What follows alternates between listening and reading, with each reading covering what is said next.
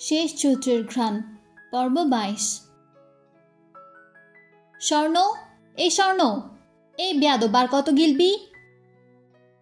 শহীদ না হওয়া অবধি। আমাকে নামতে হলে আজ সত্যি সত্যি আমার হাতে খুন হবি। দোতলায় নিজের রুমে শুয়ে পা নাচাতে নাচাতে কথাটি বলল সায়ন। এমন ভাব যেন অসহ্য যন্ত্রণায় ছটফট করছে সে। স্বর্ণ কেবল মুখে এক লোকমা ভাত দিয়েছে। বেচারি গেলাদুর, মুখ নাড়িয়ে চিবোতেও পারিনি। তার আগেই অধৈর্য হয়ে ডাকতে শুরু করেছে সায়ন। সমানে চেঁচাচ্ছে। স্বর্ণ চুপচাপ শুনল, তবে উঠে যাওয়ার প্রয়োজন বোধ করল না। কেউ না জানুক, সে তো জানে কেন চেঁচাচ্ছে। মাথা ব্যথা নাকি ছাই? পাজি ছেলের ধান্দা অন্য কিছু খুব ভালো করে জানে সে। যাবে না সে, সত্যিই যাবে না। শকাপুর কাছে ধরা খেয়েও শখ মেটেনি ফাজিল ছেলের। থাকবে কি করে? লজ্জা বলে কিছু থাকলে তো। নিজের রুমে শুয়ে শকও শুনছে সায়নের গলার স্বর। হাসছে মিটিমিটি। ভাইয়ের মাথাটা বুঝি সত্যিই গেছে। প্রেমে পড়লে বুঝি এমনই হয়।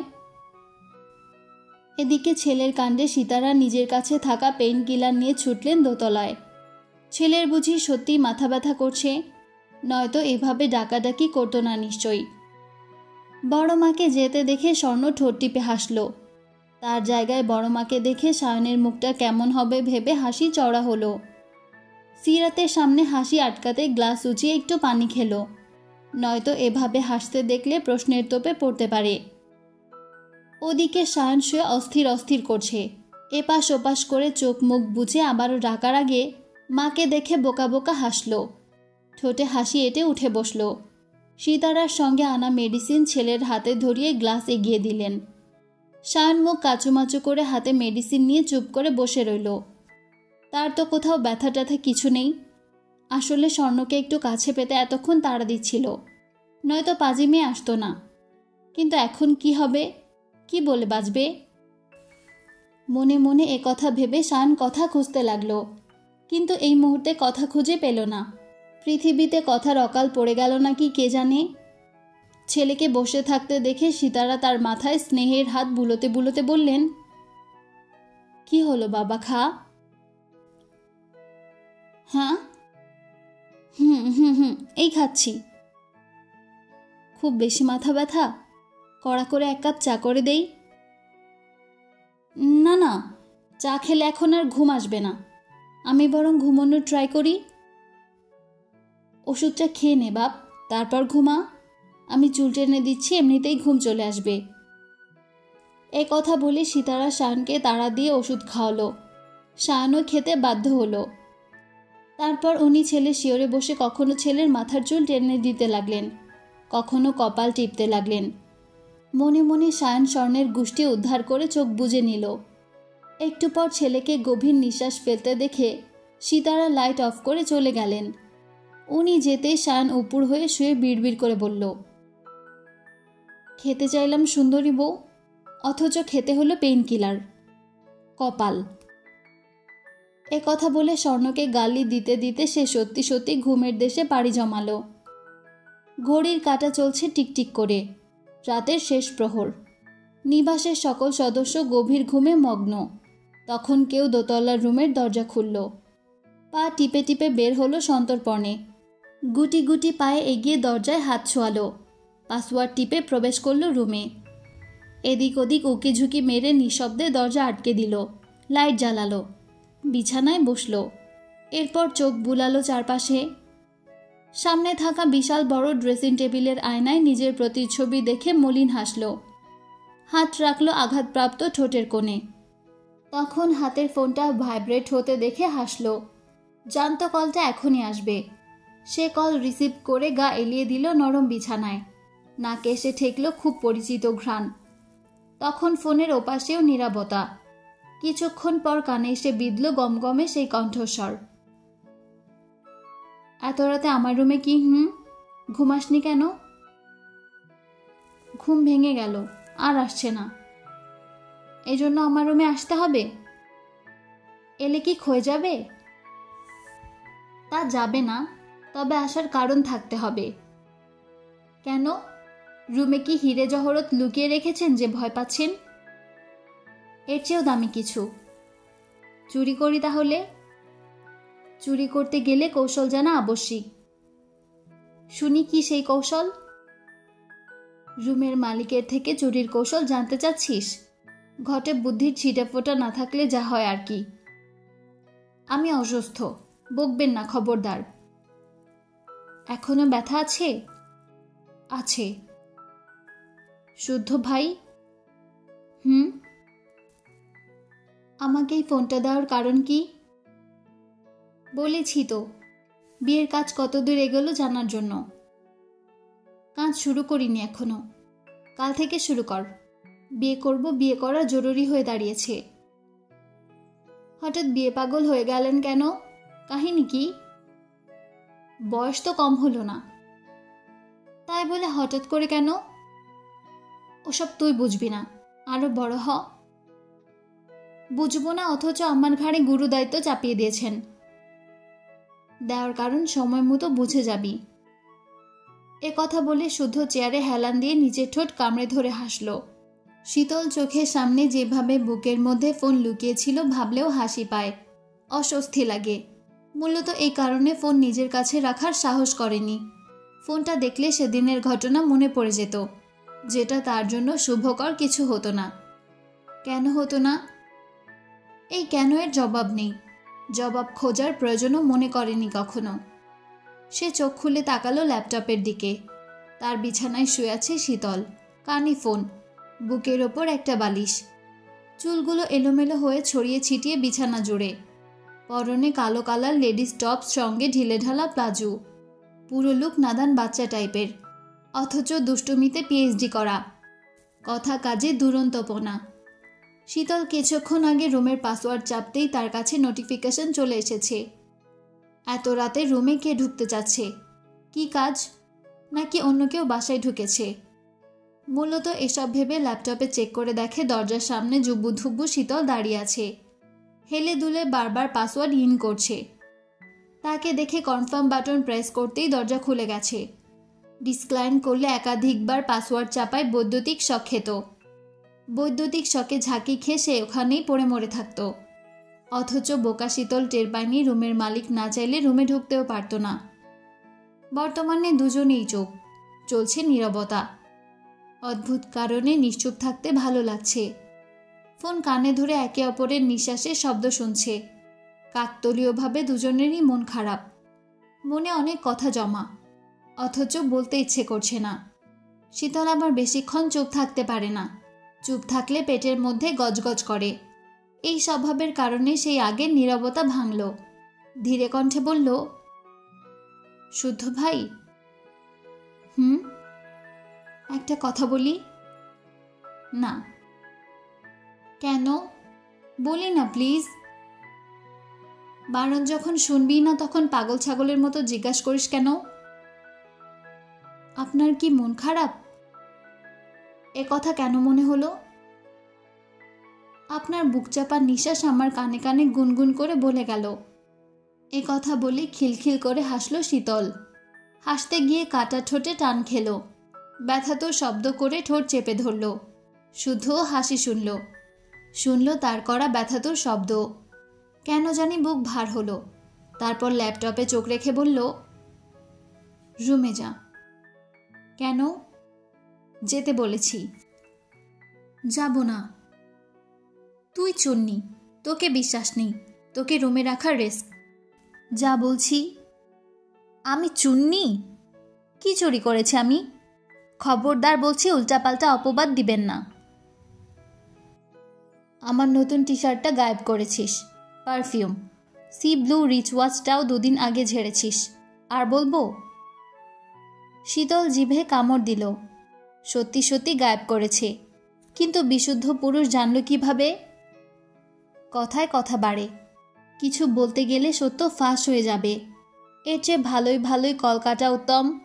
তাই সে বলল, জেনা রুমের চেহারা তার নাম আবার পেয়ারা, থাকবই না আপনার রুমে। এ কথা বলে সে কল কেটে দিল। তারপর পুরো রুম টই টই করে ঘুরল। এটা ওটা নেড়ে চেড়ে দেখল। রুমের এক কোণে থাকা ছোট ফ্রিজ খুলে সফট ড্রিঙ্কস বের করলো। খেলো ধীরে সুস্থে।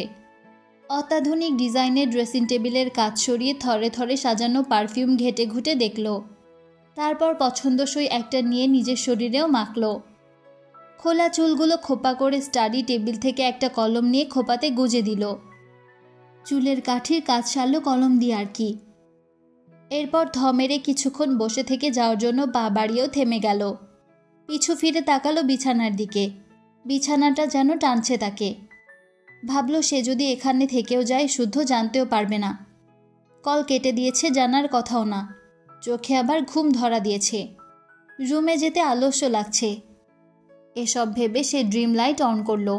রুমে ছেয়ে গেল নীলচে নরম আলো। তার রুমটার থেকেও এই রুমটা বড়সড়, খুব বেশি সুন্দর। গোছগাছ থাকে অল টাইম। এই জন্য খুব লোভ হয়। মনে বলে শুদ্ধকে বের করে রুমটা দখল করে নিতে। মনে মনে এসব ভাবতে ভাবতে সে এগোলো বিছানার দিকে। শুয়ে পড়ল নিশ্চিত মনে। এরপর বিড়বিড় করে বলল, একটু ঘুমাই। একটু ঘুমালে পাপ হবে না, জানতেও পারবে না রুমের খচ্চর মালিক। এ কথা বলে চোখ জোড়া বন্ধ করে নিল। পরিচিত ঘ্রাণ নাকে এলে প্রাণ ভরে টেনে নিল। এরপর অবান্তর ভাবনা ভাবতে ভাবতেই ঘুমের দেশে পাড়ি জমালো। শুধু চেয়ারে হেলান দিয়ে তাকিয়ে তাকিয়ে দেখল তার অনুপস্থিতিতে তার রুমে, তার বেডে অন্য কারো রাজত্ব। অথচ না কিছু বলতে পারল, আর না ধুমকে বের করে দিতে ইচ্ছে করল। এখন মধ্যরাত, ঘুমিয়ে আছে সুখী মানুষগুলো। ইয়াসির রাতের রাস্তায় হাঁটতে হাঁটতে সিগারেট ফুঁকছে, নাক মুখ দিয়ে ধোঁয়া ছাড়ছে। তার মনে একটি আফসোস জমা হয়েছে। সে আফসোসের নাম শীতল। আজকে পাখিটাকে না চাইতেও ছাড়তে হয়েছে। পাখিটার সেই পুতুল মুখ, শরীর শিরশির করা গোলাপি ঠোঁট, অধর কামড়ে হাসি, রাগী ফেস, চঞ্চলতা সব চোখের তারায় ভাসছে। কুটকুটে যৌবনের তাড়নায় জীবনের অনেক মেয়েকেই খেয়েছে, কিন্তু না মন তৃপ্ত হয়েছে আর না দেহ। এবার মনের মতো কাউকে পেলে নিজের কাছে রেখে দিলে কেমন হয়? ঠিক বন্দিনী করে, সম্পত্তির মতো নিজের নামে দলিল করে, যাতে কেউ না কাটতে পারে। কাজটা করলে কিন্তু মন্দ হয় না। তার জীবনে হেতু দরকার। সংসার করার ইচ্ছে কোনো কালেই ছিল না, কিন্তু জীবনটা আজকাল খুব বেশি পানসে লাগে। একাকী সময়গুলোতে কাউকে পাশে পাওয়ার শখ জাগে। অনেক তো হলো বাউন্ডেপনা। এবার তাহলে শীতল রানীকেই বন্দি করা যাক, রেখে দেওয়া যাক নিজের খুব কাছে, নিজের করে। তার স্তব্ধ বাড়িতে প্রাণচঞ্চল পাখিটি উড়ে উড়ে ঘুরে ঘুরে বেড়াবে। তার মন কেমন করা খিলখিল হাসিতে সুখ এসে ঝুমঝুম করবে, গাইবে, নাচবে। আর সে দুচোখ ভরে দেখবে, হাসবে, আগলে রাখবে। এছাড়াও চঞ্চল পাখিটাকে সে রোজ রাতে বউ সাজাবে, লাল টুকটুকে লাজে রাঙা বউ। মোট কথা, বউয়ের সাজে কখনো কারো সঙ্গে রাত্রি যাপন করা হয়নি, না কারো বউয়ের সাজ নষ্ট করার কারণ হতে পেরেছে। এবার হবে, খুব তাড়াতাড়ি হবে। সামর্থ্যবান পুরুষ হয়ে যদি বউ সাজে বউয়ের সাজ নষ্ট করতে না পারে, তবে কেমন পুরুষ সে? ছ্যা, পুরুষ সমাজ কি মানবে? মানা উচিত না। সে জানে না এসব কেন ভাবছে, তবে ভাবতে ভালোই লাগছে। তার এমন বেপরোয়া ভাবনা ছেদ ঘটল ফোনের রিংটোনে। কল রিসিভ করে কানে ধরতেই কেউ বলল, ওই ছেলেগুলো কই? কোথায় পাঠিয়েছ তাদের? পালাতে বলেছি, পালিয়েছে। কোথায় গেছে আমি কি করে বলবো? সত্যি কথা বলো ইয়াসির। কি আশ্চর্য, আপনাকে মিথ্যা কথা বলবো কেন? আপনি কি আমার বেড পার্টনার যে মিষ্টি মিষ্টি কথা বলে আরেক রাউন্ড খেলার ফায়দা খুঁজবো? তুমি কি নর্মাল করে কথা বলতে পারো না? না, পারি না। কারণ আমার সেক্স পাওয়ার আপনার মতো লো বাজেটের না। আমার পাওয়ার অল টাইম তুঙ্গে, তাই আমিও থাকি চাঙ্গে। এতই যখন পাওয়ার, মেয়েটাকে রেপ করলে না কেন? শুদ্ধ মশাইকে একটু খেলিয়ে নিতে মন চাইল। তাছাড়া ওই নটি বয় আগে দেশে আসুক। বিদেশে বসে বোনের কলঙ্কিত দেহ দেখে কতটুকুই বা শোক পালন করবে। ও ফিরলে আর পারবে না, শকুনি দৃষ্টি তার। এমনি এমনি শীর্ষস্থানে নাম পৌঁছায়নি। বলেন কি? দেখে তো মনে হয় না। গভীর জলের মাছ, যা করে তা দেখায় না, আর যা দেখায় আসলে সে সেটা না। তাই ওকে হেলাফেলা করা ঠিক হবে না। ও আই সি, সম্বন্ধী দেখি গোটাটাই চিজবার্গার। ও তোমার বউয়ের ভাই না যে সম্বন্ধী ডাকবে, ডাকলে কি পাপ হবে? তা জানি না, তবে সিরিয়াস হও, চোখ কান খোলা রাখো। গাধার মতো বারবার করে সময় নষ্ট করছো তুমি। মেয়েটাকে ছেড়ে শুদ্ধকে খোঁচালে এর ফল ভালো হবে না। ভ্যাজর ভ্যাজর না করে টাকা পাঠান দেখি। পকেটে টাকা না থাকলে শরীরে এনার্জি পায় না। ইয়াসিরের কথা শুনে লোকটা কল কেটে দিল। কয়েক মিনিট পর তার ফোনে মেসেজ এলো। মাত্রই অ্যাকাউন্টে 3 লাখ টাকা ঢুকেছে। এবার শান্তি লাগছে। মনে শান্তি নিয়ে ভাবতে লাগলো পরের থাবাটা ঠিক কোন জায়গায় দিলে শুদ্ধ সোনা আটকে উঠবে, কাটা মুরগির মতো ছটফট করবে। চৌধুরী নিবাসে নাকি তার 2টো কুচো চিংড়ি আছে। নামটা বোধহয় সাম্য সৃজন। তাদের থাবার গুটি বানালে কেমন হয়? ভালোই হয় বোধহয়। তাহলে আর কি, ভালো দিয়ে ভালো কাজ সম্পূর্ণ করা হোক। গভীর ঘুমে তলিয়ে আছে সায়ন। রুম জুড়ে অন্ধকার। সময় তখন ভোর 5টার কাছাকাছি। সেই মুহূর্তে নিঃশব্দে তার রুমে প্রবেশ করল কেউ। আস্তে করে জ্বালালো ড্রিম লাইট। আবছা আলোয় দেখল দাপুটের রাগী ছেলে শান্ত চেহারা।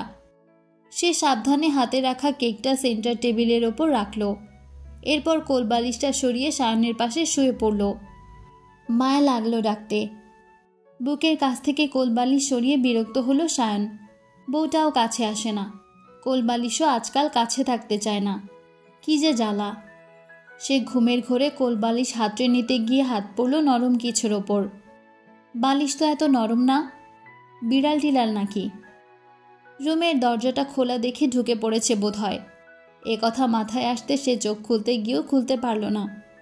কেউ চোখের উপর হাত রেখেছে। তার খুব কাছে ঝুঁকে এসেছে। কানে কানেও বলছে, শুভ জন্মদিন শাহরিয়ার চৌধুরী। শুভ হোক আপনার জীবনের আগামী পথ চলা। সুখ ও স্বাচ্ছন্দ্য এসে আলোকিত করুক আপনার জীবন। সায়ন হাসল। তার চোখ থেকে হাত সরালে ঘুম ঘুম চোখে দৃষ্টি মেলতেই চোখের তারায় বিস্ময় খেলে গেল। তড়িৎ উঠে বসতে গিয়েও নিজেকে দমিয়ে নিল। চোখ ডলে আবার তাকালো। স্বর্ণ তাকিয়ে আছে। সায়ন অবাক হয়ে দেখছে শাড়ি পরা স্বর্ণকে। স্বর্ণ শাড়ি পরে না, কালে ভাদ্রেও না, আর পরলেও কখনো বাইরে যায় না। অথচ আজ এই রূপে এ বেশে তাকে দেখে সায়ন কথার খই হারিয়ে ফেলল। শুধু মুগ্ধ নয়নে দেখে গেল তার মনোহরণীকে।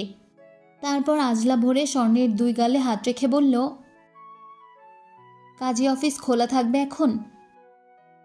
না। কাজীর বাড়িতে লোক পাঠিয়ে তুলে আনুক বেটাকে?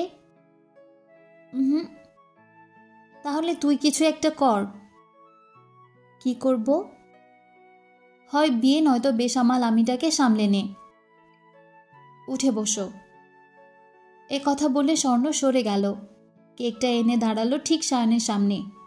সায়নের চোখে মুখে মুগ্ধতা, বিহব্বলতা, অপ্রত্যাশিত ভালো লাগায় বুক ভরে গেছে। স্বর্ণ সেজেছে, তার স্বর্ণ তার জন্য সেজেছে। যত্ন করে চোখে কাজল পড়েছে, ঠোঁটে লিপস্টিকের হালকা ছোঁয়া, অঙ্গে জড়ানো তার দেওয়ায় জামদানি শাড়ি। আচ্ছা, শাড়িটি বেশি সুন্দর নাকি তার স্বর্ণ অঙ্গে জড়িয়েছে তাই এত বেশি সুন্দর লাগছে? শানকে ড্যাব ড্যাব করে তাকিয়ে থাকতে দেখেও স্বর্ণ কিছু বলছে না, হাসছে না, আর না লজ্জায় নুয়ে পড়ছে। সে শানকে উঠে বসিয়ে ইশারায় কেক কাটতে ইশারা করল। শান কেকটা সামনে রেখে স্বর্ণকে হ্যাচকা টানে বসালো তার সামনে। খুব শক্ত করে জড়িয়ে ধরল পেছন থেকে। গ্রীবায় থুতুনি ঠেকিয়ে চুমু খেল। খোঁচা দাড়ি ঘষে দিল মসৃণ ত্বকে। কদিনের না কামানো দাড়ির খোঁচা খেয়ে স্বর্ণ বিরক্তি নিয়ে তাকালো। সরে বসার চেষ্টা করল, কিন্তু পারল না। আটকা পড়ল পুরুষালী শক্ত বাঁধনে। শান তার হাতের উপর হাত রেখে কেক কাটল। দুজন দুজনকে খাওয়ালো। স্বর্ণ রিচওয়াচ গিফট করল এবং নিজের হাতে তা পরিয়ে দিল। শান তাকালো জানালার দিকে। দেয়াল ঘড়িতে বাজে 8টা 48।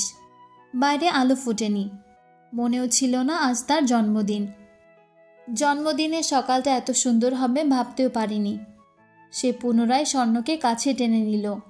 যত্ন করে চুমু আঁকল চোখে, গালে, গলায়। তারপর ফিসফিস করে ডাকল, জান। চল না বিয়ে করে ফেলি, আজই বাসায় জানিয়ে দেই। শুধু শুধু টাইম ওয়েস্ট করে কি লাভ বল? আমি কি পালিয়ে যাচ্ছি? ধৈর্যের পরীক্ষা নিচ্ছিস। যে ফিল্ডে পা রেখেছ 2 দিন পর দম ফেলার সময় পাবে না, এর মধ্যেই বিয়ে? তাও ঠিক, কিন্তু মন তো মানছে না। এক কাজ করি, চুপি চুপি বিয়ে করি, পরে জানাবো সবাইকে। আমার বিশ্বাস আমার বাপ ছাড়া বাড়ির কেউই অমত করবে না। শকাপুর বিয়েটা হয়ে যাক, তারপর তোমার পালা। কিন্তু কি? সায়ন ওকে জড়িয়ে ধরে শুয়ে পড়ল, মুখ রাখল স্বর্ণের গলার ভাঁজে। এরপর কিছুক্ষণ চুপ থেকে বিড়বিড় করে আওড়ালো, এলোমেলো হয়ে যায় মন কেন আজ বুঝি না। দাবানল যেন ছড়ালো পার করে সীমানা। সাপদের মতো হানা দেয় এ মনের কামনা। নিজেকে দেখেই লাগে আজ অচেনা অচেনা অচেনা। সায়ন থামল, স্বর্ণ মনে মনে হাসল। তারপর সায়নের চুল খামচে ধরে গলার ভাঁজ থেকে মুখ তুলে চোখে চোখ রাখল। সায়নের নিদারুণ ফেসে নজর বোলালো। কপাল, গাল, নাক, ঠোঁট রেখে চুমু আঁকল খোঁচা খোঁচা দাড়ির থুতুনিতে। তারপর বলল, স্কলারশিপ নিয়ে 2 বছরের জন্য বাইরে চলে যাই। কেন? যত দিন যাচ্ছে তোমার চিপকা চিপকি বাড়ছে, দিনকে দিন অধৈর্য হয়ে যাচ্ছ তুমি। এর চেয়ে দূরে চলে যাই। তুমি এদিকে কাজ সারো, 2 বছর পর না হয় দেশে ফিরে সংসার সাজাবো আমরা। এতে আমার পড়াশোনাও ঠিক থাকবে, আর তুমিও লক্ষ্যে স্থির থাকতে পারবে। প্রতিনিয়ত আমার যৌবনের খেতায় আগুন জ্বালিয়ে মন ভরছে না তোর, তাই না? এখন তোকে রোজ না দেখে না ছুঁয়ে মেরে ফেলার পায়তারা জুড়েছিস। এতই সোজা, এতই সস্তা আমার প্রেমানুভূতি? ঠান্ডা মাথায় ভেবে দেখো, এতে দুজনেরই ভালো হবে। সর যা, ভুলেও আর আমার রুমে আসবি না তুই। তোর ভালোবাসার গোষ্ঠীকে চন্দ্রাবতী। কথা বলে সায়ন রেগে উঠতে গেলে স্বর্ণ থামিয়ে দিল। সায়নের 2 গাল আজরা ভরে ধরে এক গালে মৃদুভাবে থাপ্পড় মেরে বলল, মুখ খারাপ করতে বারণ করেছি না? তুমি আমার বালের আবদার করবা, আর আমি শক্তিহীন পুরুষের মতো মেনে নেব? আবার গালিও দেওয়া যাবে না? গালি দিব না তো কি এভাবে চুমু দেব? কথা শেষ করে স্বর্ণের ঠোঁটে চট করে চুমু খেয়ে নিল। কাজটা এত দ্রুত করলো যে তাকে বারণ করার সময়ও পেল না।